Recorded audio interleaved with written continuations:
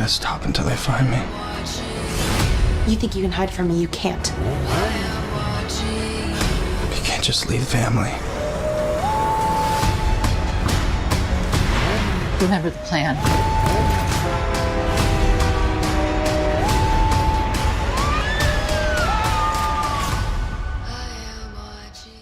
Hi, Jeffrey. Hey, Alec. Good afternoon. Thanks for joining me today. Good afternoon. Thank you for having me. Oh, my pleasure. Thanks for talking to me about your new film, Lazareth. Congratulations on a great thriller. Thank you so much. You know, a post-apocalyptic world can come in many forms. Where did the idea come for your version? I think I could probably guess, right? The pandemic? Yeah, so we actually started writing this a couple months before the pandemic. I think it was when COVID-19 had not, well, it actually probably had already spread to us, but it was when it was not, it was right before March. I believe we started writing it in December of 2019. So we knew about pandemics, but we hadn't lived through one. And basically, it was just, I knew I wanted to make a contained psychological thriller, and the virus seemed like sort of a creepy way that a creepy reason for these characters to be living in isolation. So your story centers around a family that's isolated themselves in the world. They're hiding from the world. That's nearly an impossible task, isn't it? What turns the world upside down? Yeah, so these women have been living in near total isolation for the last 15 years. Lee, who's the matriarch of the family, does go into town for supplies from time to time, but her two teenage nieces have essentially never left the property since they arrived there when they were very small children. And then one day, as the girls are off in the woods, they stumble across a young man close in age to them, who is wounded and barely alive. And they have to decide what they want to do, if they want to take him in and potentially risk their safety, or leave him in the woods to die. And I think you can guess what they choose. Oh, yes.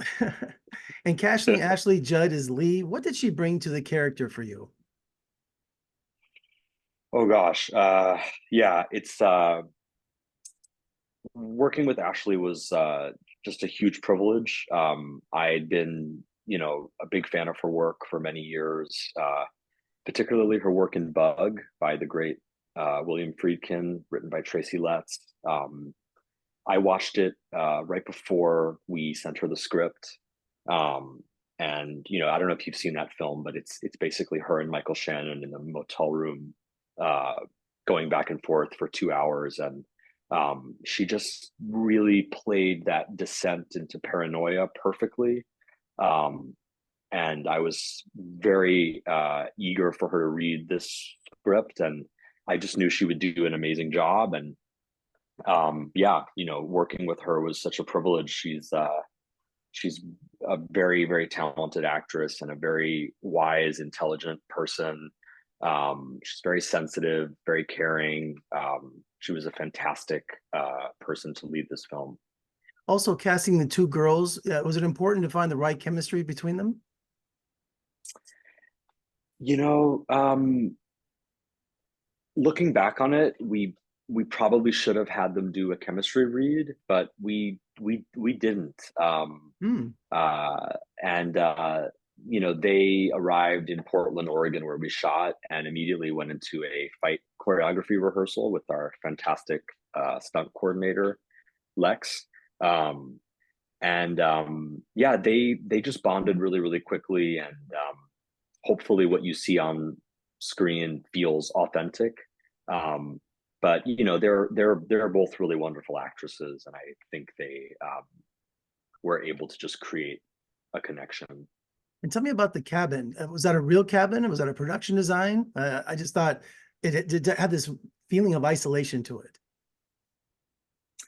Yes, finding Lazarus was I wasn't sure if a place like that existed in Portland. We had to film within the zone.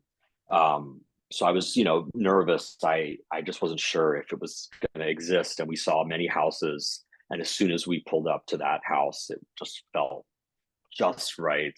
Um, And yeah, the owner of the house was really collaborative and allowed us to do things like put up wallpaper and cut a hole in his wall to put the dumbwaiter shaft in. And so we were very lucky that he really let us mess up his house for 2 months. Well, congratulations on a great thriller. I think it speaks, to the sign of our times and plays on our fears and our unknown about the future. And congratulations, and I appreciate your time. Let's talk again soon. Thank you so much.